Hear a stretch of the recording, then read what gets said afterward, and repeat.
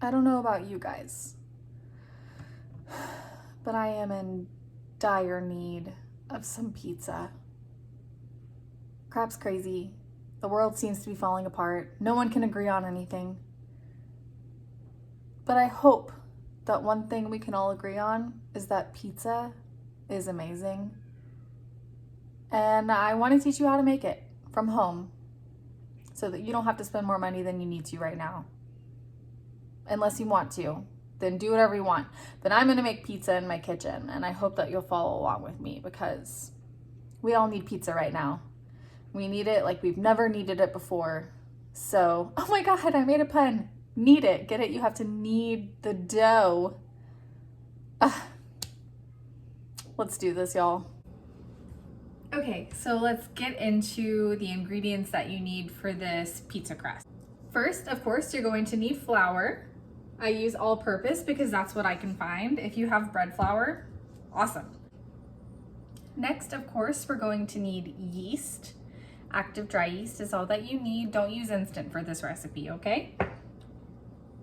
Kosher sea salt, whatever salt you have really, but I just really like the way that the kosher looks. I don't know. Okay, so that is it other than water. It's so simple. So I'm gonna go ahead and change the angle of my camera and I'll show you how to make this dough. Okay, so we have our all-purpose flour. And over here I have some warm water. I'm gonna go ahead and sprinkle my yeast in.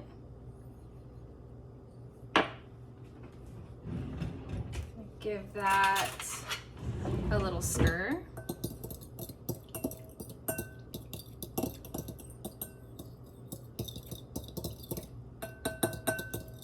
This is just 1/4 cup of warm water.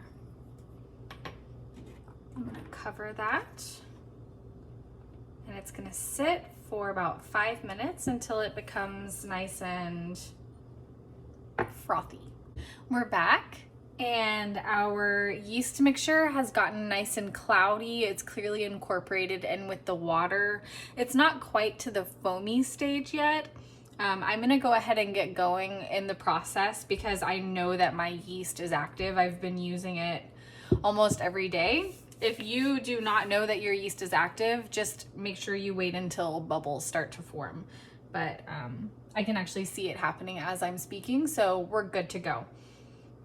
Now, because this is a dough recipe that is going to ferment essentially for about 18 hours. I know it sounds like a long time, but that's what's gonna give you that wonderful yeasty depth and flavor.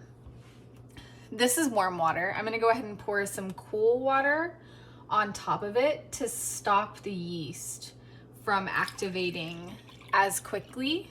So that cool temperature is going to just slow everything down, help it go back to sleep. Then I just have my kosher salt. I'm gonna go ahead and put in here.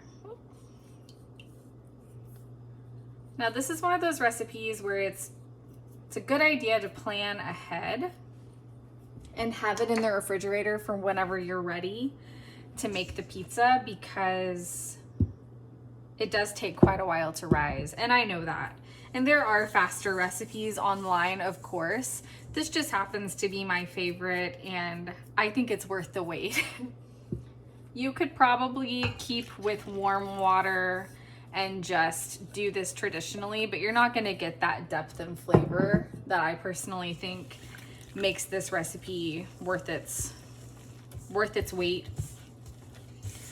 So just like with our last bread recipe video, I'm just scooping underneath, folding over.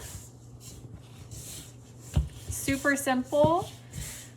You can definitely use a KitchenAid for this if you'd like. I really like to knead dough. It's calming, it's relaxing. I'm sure like most of you right now, I've definitely been dealing with my fair share of anxiety, so I welcome the kneading process.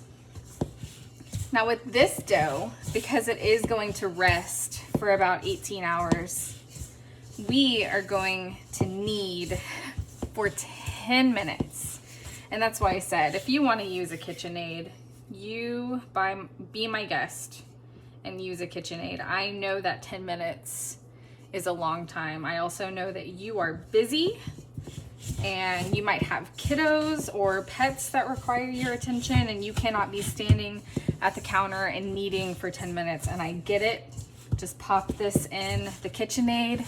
Make sure you lock the bowl in place, lock the head in place, turn it on low, walk away. Set that timer though. Now what you're doing with the kneading process is you're activating the gluten. So the more you work it, the stronger that gluten is going to become. And that's going to give you that wonderful chewy bite that you look for in a pizza crust. So if you skip this step, sure, you'll still have pizza dough. Is it going to be as good? No. Is it going to be as authentic? No.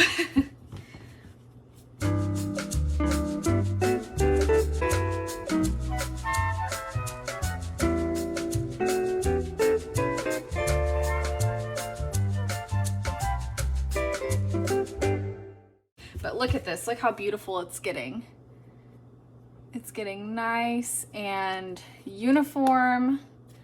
It's not quite smooth yet, but it'll get there. I could use a little extra flour if I wanted to. I'm not quite there yet. It's not actually sticking. It's still coming off the counter totally clean. You see that? Just keep in mind, the more flour that you use on your countertop or whatever surface you're using to knead, the more flour you're adding into the dough, which does add up. So just keep that in mind.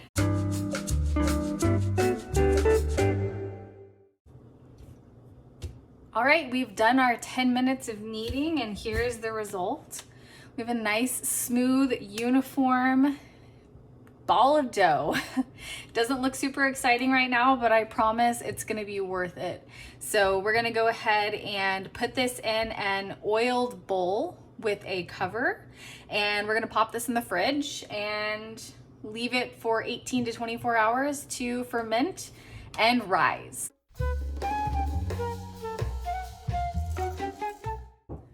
Here is the dough that I made yesterday. It's nice and sticky.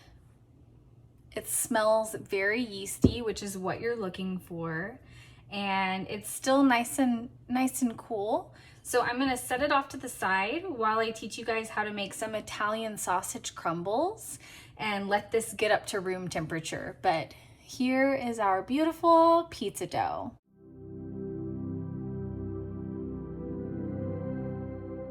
Now that we have our dough in the refrigerator to bulk ferment, I'm gonna go ahead and show you guys how to make a very easy and delicious Italian sausage crumble. So the ingredient that we're going to start off with is something that a lot of vegans are probably, I think, familiar with. It's called TVP, which is short for textured vegetable protein. It's hard and crumbly, and it's just dehydrated soy.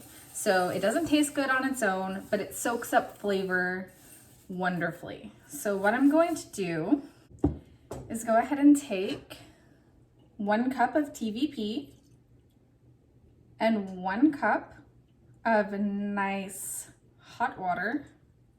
I'm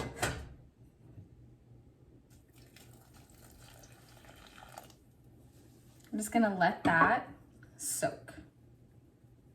And it's going to soak up the water and double in size about.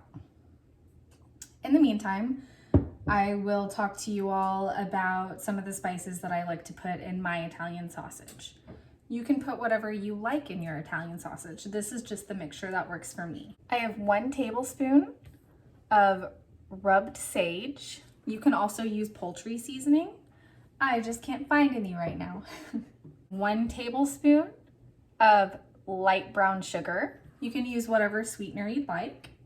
1 tablespoon of Italian seasoning. This Italian seasoning has red chili flakes in it, and I also add red chili flakes later. So if your Italian seasoning doesn't have red chili flakes, you might want to add a little bit more in the next step. Because here I have 1 teaspoon of fennel seeds and 1/2 teaspoon of red chili flakes. If I didn't have it in the Italian seasoning, I would be doing 1 teaspoon here. So 1 teaspoon if you don't have it already in your Italian seasoning. And I know that a lot of people don't like fennel seeds.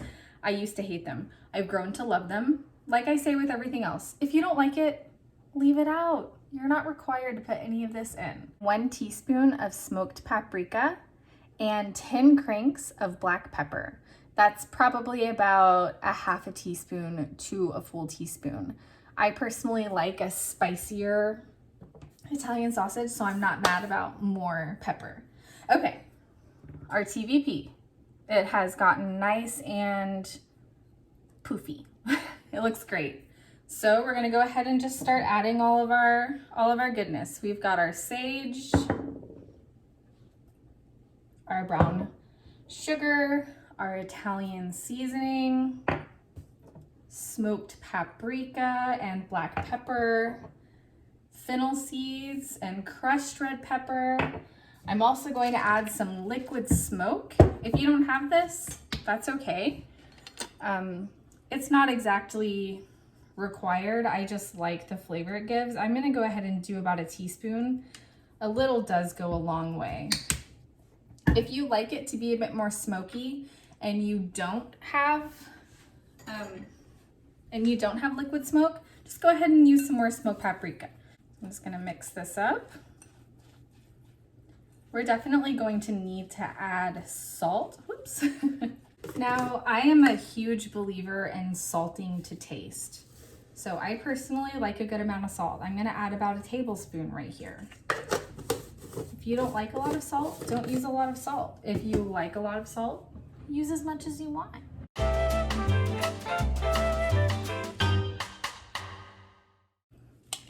So this is what we're looking at right now. Looks like a weird oatmeal. Doesn't taste like oatmeal. From here, we're gonna want something to bind it together for when we're frying it. And I think that the perfect thing for that is just all-purpose flour. So I'm gonna add about a 1/4 cup. Just stir it up. This is just gonna help the pieces kind of clump together so that it mimics a real sausage. So I went ahead and added the other 1/4 cup of flour. So we're at 1/2 cup of flour. I know you can't see what I'm doing right now. There we go, okay.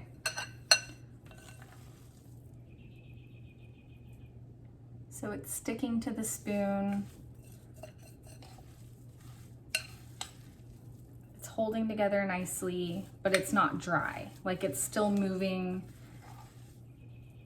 This looks perfect. Okay, so it's 1/2 cup of flour to 1 cup of TVP to 1 cup of water, and then all of the spices that you like. So here I just have a non-stick wok. It's the only non-stick pan that I have, so that's what I'm going to use for this step. You can use whatever kind of pan you'd like, but I do recommend something that doesn't stick easily. I went ahead and just added a good amount of olive oil. Keep in mind, no oil went into this sausage, and a traditional Italian sausage would be super greasy. So adding some olive oil is like the least of my worries. I'm gonna treat myself today. I'm gonna be using this lovely little spatula that my husband's grandpa made for me. It has his initials, Carl Gager. Thank you so much, Pop. I appreciate this. I use it all the time. So I'm just waiting for my oil to get nice and hot. We're looking for a nice sizzle and crack when we put the sausage into the pan. I have my stove at a 7 right now, but please keep in mind that every stove is different. So if you know that your stove runs cool, turn it up higher and vice versa.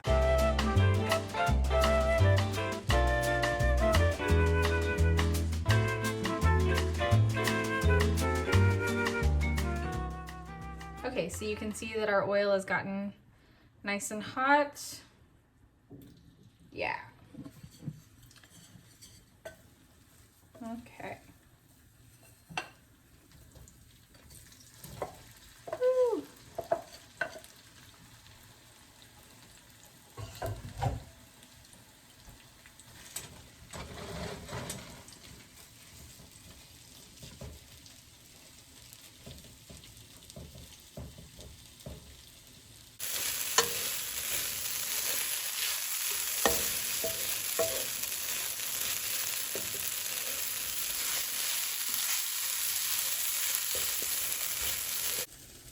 So there is a child outside absolutely losing his mind.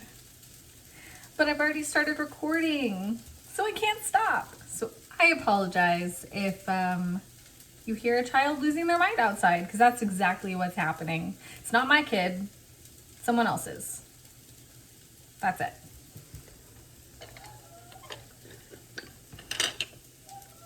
Yoo-hoo. Very fun. Today is not my day. So while our Italian sausage is cooking, it smells delicious by the way, I'm gonna go ahead and get started on the other toppings. This pizza that I'm making is one of my favorites. It is supreme.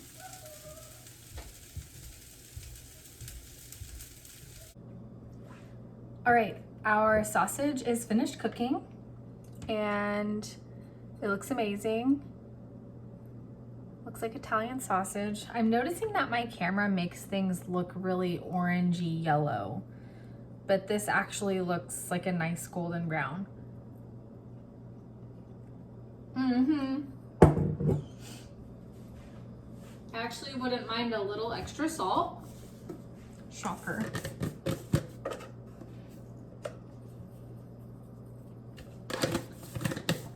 That would have ideally gone on during the cooking process. It's fine. So because I'm making a supreme pizza, I went ahead and sliced up the vegetables that I like to use. So we have some mushrooms. So it's 4 like baby bellas, a half of a medium-sized bell pepper, and then I did a half of a red onion, as well as many or as few black olives as you'd like. I love olives. My husband loves olives. We use a lot here, but I know a lot of people don't like olives. And while I might not understand you, I respect your right to choose to not put olives on your pizza, I guess. So I know some people don't mind kind of like dry mushrooms, like fast food style pizza, how the vegetables just kind of wilt on top because they get baked very quickly in a conveyor belt type oven. I'm really not here for that. So what I like to do is just give my vegetables a really quick saute, nothing crazy. I don't want any color on them. I simply want them to release some of their natural juices and start to soften up a little bit. Because this is a brick oven style pizza, we bake at around 550 degrees for a fairly short amount of time. It gives the crust enough time to bake, but the vegetables not really enough time to get soft. So I like to just help them out a little bit beforehand. You do you. That's just what I like to do. So I'm gonna use my same wok as I did before. Like I've said in previous videos, I hate dishes. I hate them so much. They're the worst. So I try to use as few as possible. So I'm gonna reuse it. You don't need to cook the olives. They've been in a can, they're soft. Just cook the vegetables. I just did a splash of olive oil in the pan, and I'm gonna saute them on a relatively high heat for maybe a minute. Like I said, just enough to kind of get them tender. We don't want to actually cook them all the way through. They'll finish off in the oven. In the meantime, because I do have to get my oven up as hot as it will go, I'm gonna go ahead and preheat it. What you need is a baking stone. It is very important for this. If you don't have a baking stone, you can still make pizza. You're just gonna need to bake at a lower temperature on something like a metal pizza pan or a cookie sheet. It's totally fine. For this baking stone, I'm going to bake it at around 500 degrees. That's as hot as my oven will get. So I'm going to put this in while my oven is cold. It's very important that you do that. If you put it in after it's already preheated, this will crack. All right, and I'm setting my oven to 500 degrees. It's gonna feel great in here. Summer in Texas with a 500 degree oven, you bet.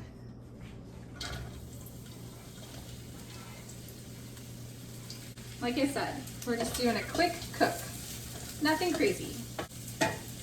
And I know traditionally pizzas have cheese. I don't have any stretchy melty cheese right now. What I do have is some cheese spread that I made quite a while ago. I'm not sure if it's still good. I'm gonna check on that, and I might put it on the pizza. I also might just leave it cheeseless.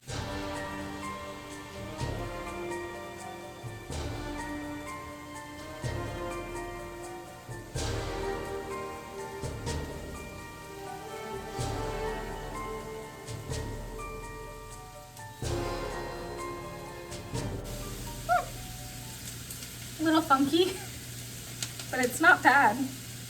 I think I'll use it. Okay guys, now it is time to turn out this beautiful dough and make it the shape we want it and then bake it. So I'm gonna go ahead and turn it out.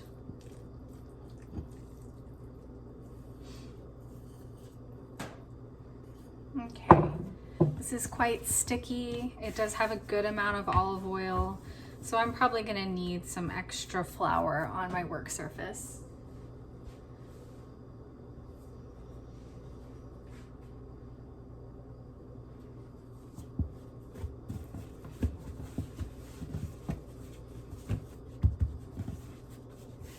You can use your hands for this step, or you can use a rolling pin. You can use whatever works best for you. I'm trying to get better at handling my pizza dough without a rolling pin, but honestly it is kind of difficult sometimes. So I'm by no means a pro, as you can tell right now. Can you see those bubbles? It's from it being fermented. Those bubbles are from the nice long rising process. They're just gonna make a nice, chewy, beautiful crust. And there's no need to fold over the edges to make a crust. It's gonna do it all on its own. The yeast is going to make the crust. You don't need to. Unless you're wanting to stuff this crust, which I guess you could do, but I like it to be a little more traditional. So this looks good to me. One thing that I'm not great at yet, well, I'm not great at a lot of things, but one thing I'm not super confident at is doing the pizza peel without it sticking to the bottom. So I'm gonna do a little cheat that my friends Taylor and Chance taught me, thank you guys, which is to put a little bit of parchment paper underneath this. So that's what I'm gonna go ahead and do right now.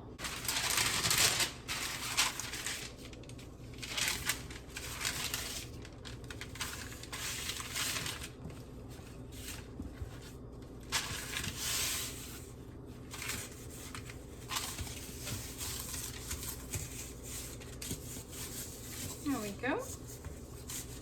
And because our oven is at such a hot temperature, these edges more than likely would burn. So we're just gonna cut off the excess.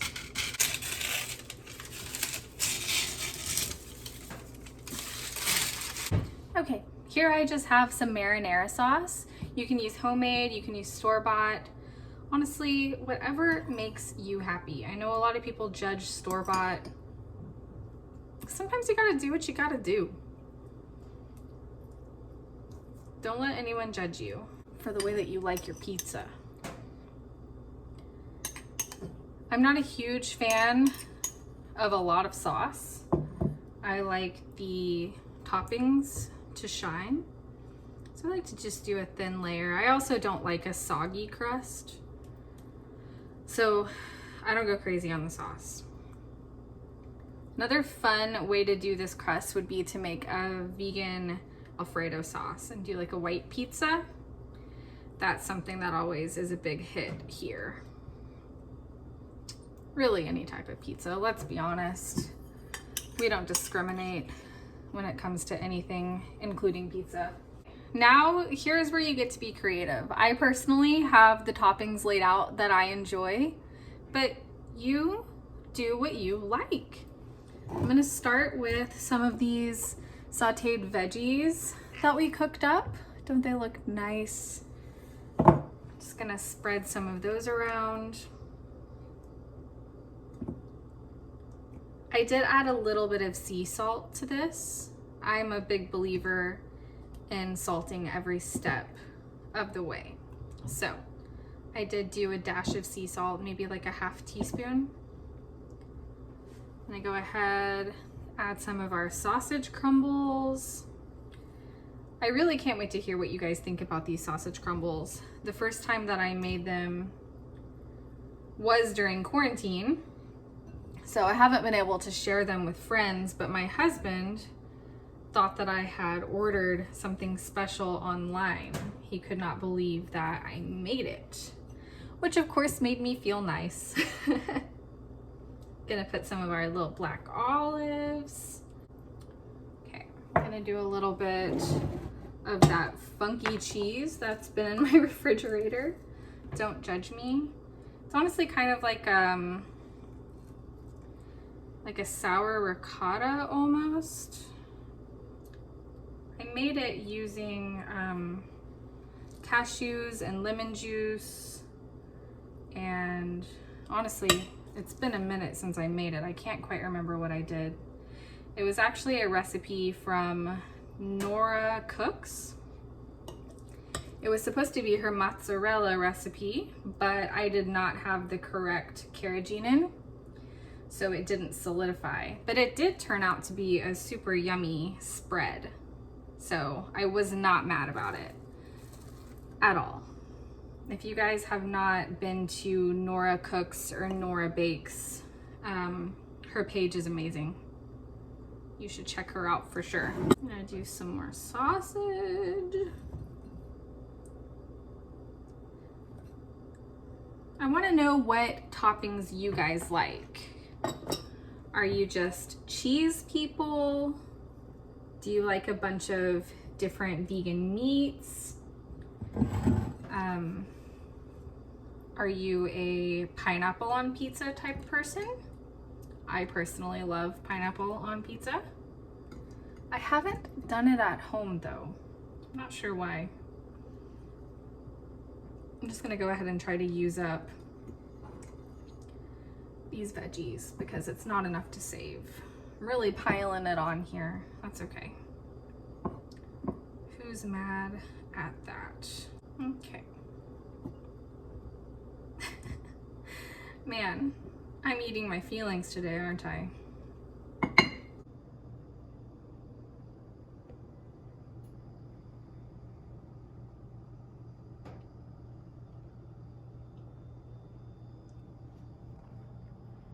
Look at that bubble.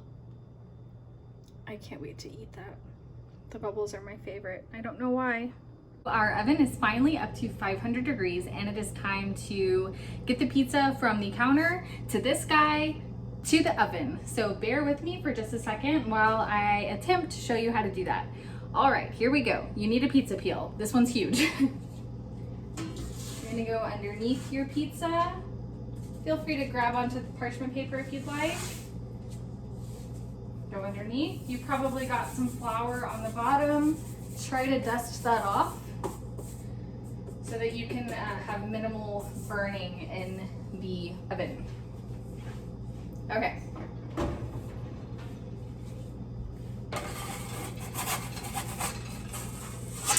There we go. Quickly close it, keep that heat in.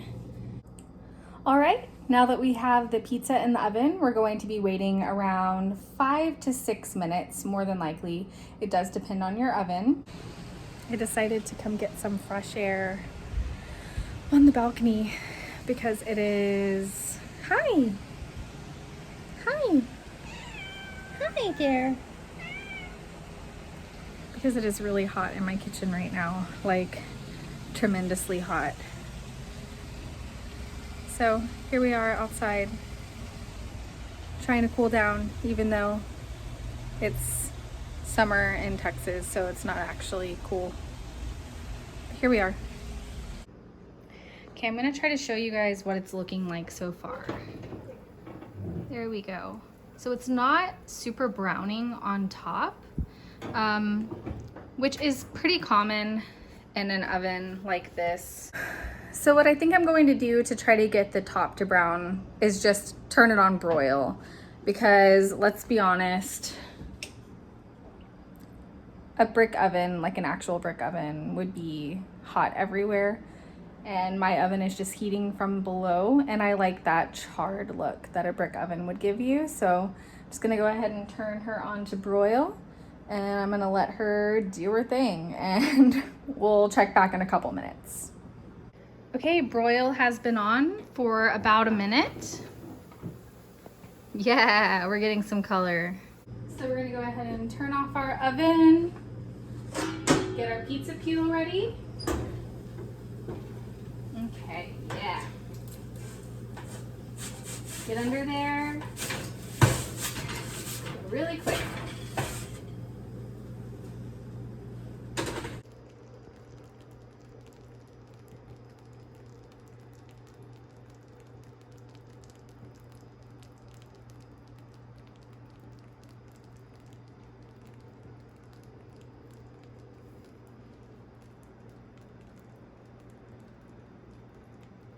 All right, guys, there you have it.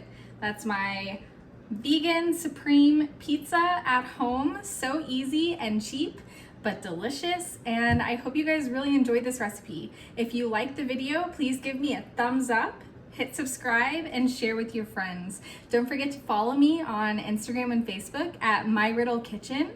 And you can also find all of these recipes on my website, which is myriddlekitchen.com. Well, I'm gonna go ahead and have another beer, I mean my first beer of the day, and enjoy a slice of pizza. I'll see you guys next time. Bye.